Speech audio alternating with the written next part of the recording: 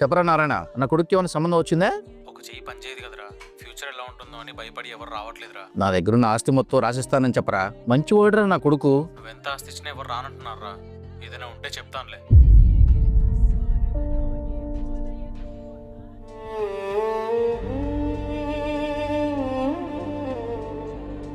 ఏమైంది డాడీ, మళ్ళీ నాకు ఏ సంబంధం దొరకలేదా? అలా ఏం లేదు నాన్న, నీకు తగిన సంబంధం దొరుకుతుందిలే.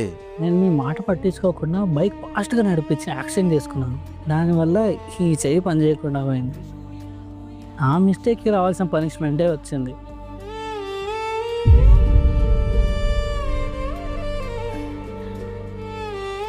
వద్దు వద్దు అని ఎంత చెప్పినా వినకుండా అప్పు చేసి మరీ వాడికి స్పోర్ట్స్ బైక్ కొనిచ్చావు. ఇప్పుడు చూడు వాడి జీవితం ఏమైందో. వాడికి కావాల్సింది ఇవ్వడం కూడా తప్పేనా? వాడికి నచ్చింది చేయడం మీ బాధ్యతే అండి, కానీ వాడికి మంచేదో చెడో చెప్పాల్సిన బాధ్యత కూడా మీరే కదండి.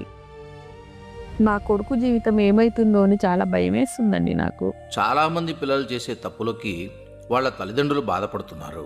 మీరు జాగ్రత్తగా ఉండండి. మమ్మల్ని బాధ పెట్టకండి పిల్లలు.